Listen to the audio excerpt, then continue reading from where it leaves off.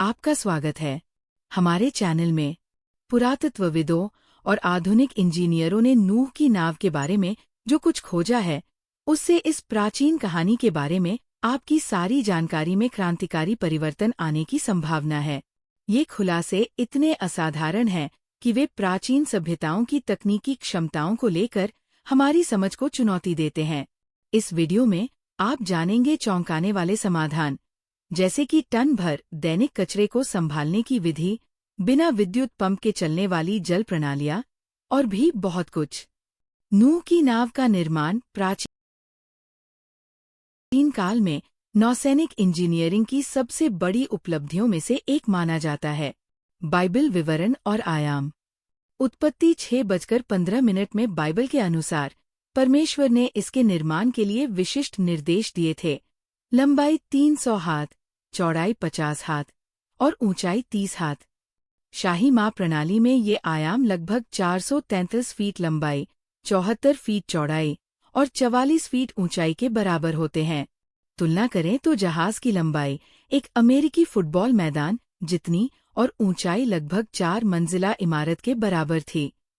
हालांकि ये जहाज आज के आधुनिक क्रूज जहाज़ों, जिनकी लंबाई 951 फीट तक होती है, से छोटा था। फिर भी समकालीन नौसेना इंजीनियर इस जहाज की लंबाई, चौड़ाई और ऊंचाई के अनुपात को अत्यंत प्रभावी मानते हैं, जो कि चरम समुद्री परिस्थितियों में भी स्थिरता सुनिश्चित करते हैं।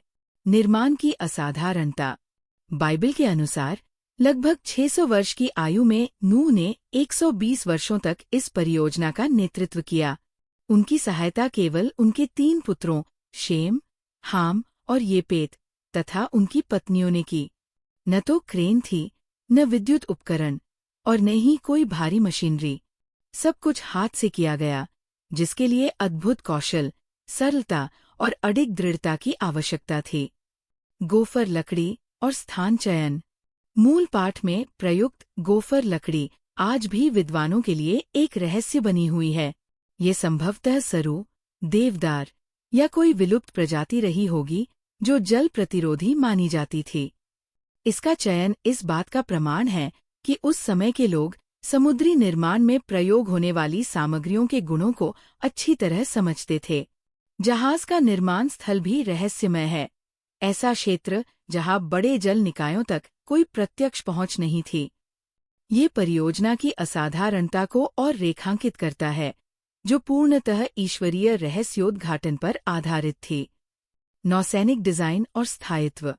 हाल के शोधों से ये पता चला है कि जहाज का आकार अत्यधिक प्रभावी था। 6:01 का लंबाई चौड़ाई अनुपात समुद्री स्थिरता के लिए आदर्श माना जाता है। आंतरिक रूप से इसे संभवतः अनुदैर्ध्य और अनुप्रस्थ बीमों से सुदृढ़ किया गया था, जिससे जहाज की कठोरता और ताकत बढ़ गई थी। ये आधुनिक जहाज निर्माण की तकनीक से मेल खाता है। बाहरी भाग को संभवतः बिटुमेन से लेपित किया गया था, जिसका उल्लेख बाइबल में भी मिलता है। यह पदार्थ प्राचीन काल से ही अपने जलरोधी गुणों के लिए प्रसिद्ध था। जानवरों की संख्या और संरचना। अब आता है सबसे जटिल प्रश्न, इतनी विविधता वाले जानवर एक ही जहाज में कैसे समाये?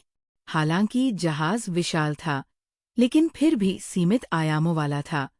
लाखों जानवरों की लोकप्रिय धारणा के विपरीत आधुनिक शोध में लगभग 6,800 जानवरों की यथार्थवादी संख्या सामने आती है। यह अंतर इस बात को लेकर है कि बाइबल में प्रयुक्त मिन शब्द आधुनिक प्रजातियों को नहीं बल्कि पैतृक समूहों को दर्शाता है। उदाहरण के लिए, सभी कुत्तों, पालतू, भेड़िए, लोमड़ी आदि के लिए एक सामान्य पैतृक जोड़ा पर्याप्त होता। भूमि और आकाश में रहने वाले लगभग 1000 मूल प्रकारों में से 2-2 जोड़े लेकर लगभग 2000 जानवर बनते हैं। शुद्ध श्रेणी के साथ साथ जोड़े लेने के निर्देश के साथ कुल संख्या लगभग 6,800 हो जाती है। कीड़े मकोड़े, समुद्री जीव और पौधे जहाज पर नहीं लाए गए, क्योंकि वे बाढ़ में भी जीवित रह सकते थे। उदाहरण के लिए, आज 4 लाख से अधिक बीटल प्रजातियां दर्ज हैं, जो संभवतः कुछ ही मूल जोड़ों से उत्पन्न हुई होंगी। प्रवेश प्रक्रिया और आंतरिक वितरण। बाइबल कहती है कि जानवर 2-2 करके स्वयं जहाज में प्रवेश कर गए। ये एक असाधारण प्रवासी व्यवहार को दर्शाता है और नूह को व्यक्तिगत रूप से सभी प्राणियों को पकड़ने की आवश्यकता समाप्त हो गई। जहाज को 3 डेक में बांटा गया था।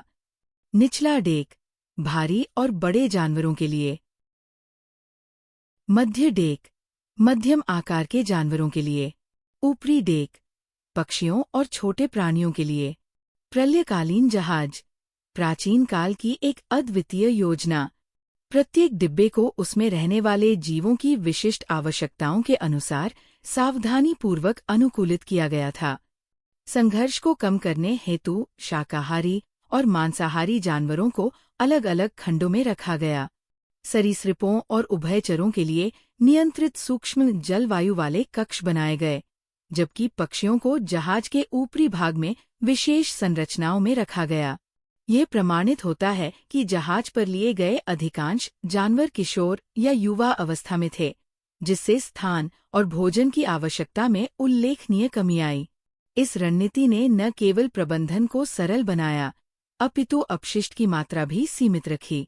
यहाँ तक कि डायनासोर, जिन्हें सामान्यतः विशालकाय माना जाता है, उनके भी छोटे और युवा नमूने ही लिए गए होंगे। पैतृक प्रजातियों का ये सावधानीपूर्वक चयन अत्यंत परिष्कृत योजना और गहन समझ को दर्शाता है। आधुनिक आनुवंशिक अध्ययन इस बात की पुष्टि करते हैं कि सीमित संख्या में प्रजनन योग्य जोड़ों से प्रजातियों का तेजी से विकास संभव है। इस अभूतपूर्व अभियान को केवल 8 लोगों ने अंजाम दिया। नूह, उसकी पत्नी, उनके 3 पुत्र और पुत्रवधुएं। 7,000 से अधिक पशुओं का प्रबंधन करना न केवल संगठन की उत्कृष्ट व्यवस्था का प्रमाण है, बल्कि बाइबल के अनुसार ये ईश्वरीय हस्तक्षेप का स्पष्ट संकेत भी है।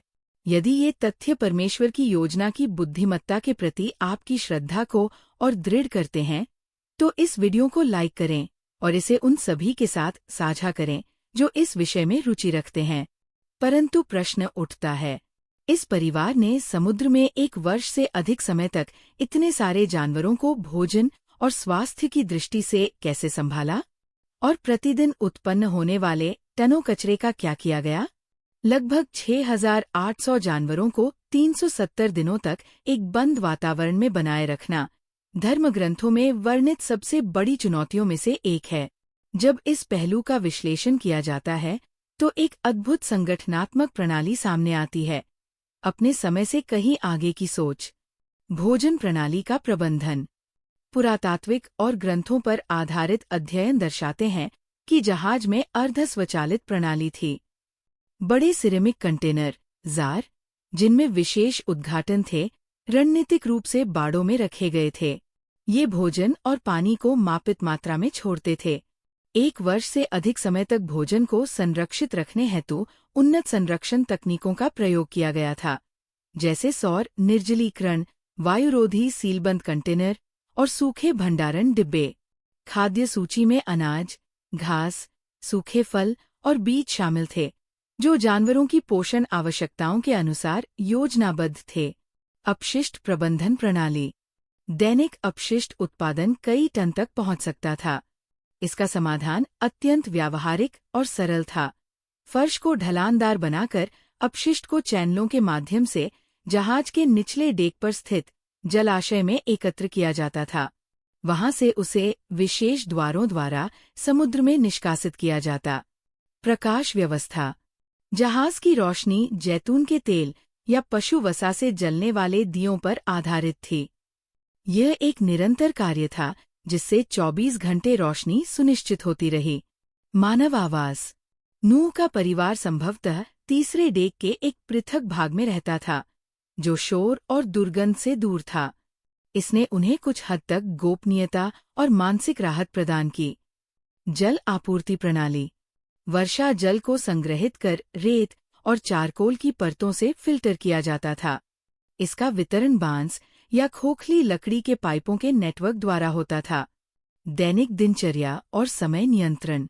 दैनिक कार्यों में पशुओं का निरीक्षण, आहार पूर्ति, सफाई, दीपक रखरखाव और भोजन तैयार करना शामिल था। समय की निगरानी सतहों पर चिन्हों या चर्मपत्र पर अभिलेखों के माध्यम से होती थी। मानव आहार। परिवार का आहार अनाज, सूखी फलियां, निर्जलित फल और अखमीरी रोटी पर आधारित था। यह यद्यपि एक रस था, परंतु पोषण की दृष्टि से पर्याप्त था। ध्वनि और मानसिक स्वास्थ्य। पशुओं की आवाजें, लकड़ी की चरमराहट, लहरों की गर्जना और वर्षा की धमक, ये सभी मिलकर लगभग 85 डेसिबल का शोर उत्पन्न करते थे, जो किसी आधुनिक फैक्ट्री के समकक्ष है। इस चुनौती से निपटने हेतु सख्त दिनचर्या, कार्य विभाजन, विश्राम चक्र और ध्वनिरोधक आवाज का सहारा लिया गया। यह मानसिक अनुशासन और ईश्वर में अडिग विश्वास का परिचायक है। वेंटिलेशन और संरचना। सोहर नामक ऊपरी वेंटिलेशन छिद्र से प्राकृतिक संवहन धाराएं उत्पन्न होती थी, जो हवा के निरंतर प्रवाह को सुनिश्चित करती थी। यह प्रणाली तीनों डेक में वायु संचार बनाए रखती थी। जहाज का 6:01 लंबाई चौड़ाई अनुपात, निचला गुरुत्व केंद्र और आंतरिक बीम व्यवस्था इसे समुद्री तूफानों में भी स्थिर बनाते थे। बाटुमिनस कोटिंग ने इसे जलरोधी और लचीला बना दिया। जीव वैज्ञानिक परिणाम और आहार परिवर्तन। आज की आनुवंशिक विविधता उसी सीमित संख्या के जोड़ों से उत्पन्न हुई है जो जहाज पर सवार थे। उत्पत्ति 9:03 के अनुसार बाढ़ के बाद मनुष्य को मांसाहार की अनुमति दी गई। ये बदलाव मानव शरीर की वनस्पतियाधारित संरचना के विपरीत था, परंतु समय की आवश्यकताओं और पर्यावरणीय परिवर्तनों के कारण एक दिव्य रियायत माना जाता है। नई वाचा का प्रतीक इंद्रधनुष। इंद्रधनुष को परमेश्वर ने एक नई वाचा के रूप में स्थापित किया। एक नया युग, एक नया प्रतिमान और मानवता व सृष्टि के बीच एक नया संबंध। यदि आपने इस रहस्यमय यात्रा से कुछ नया सीखा है, तो इस वीडियो को लाइक करें और इसे आगे साझा करें। और अधिक बाइबल रहस्यों के लिए अगले वीडियो पर क्लिक करें। ईश्वर आपको आशीर्वाद दे। जल्द ही फिर मिलेंगे।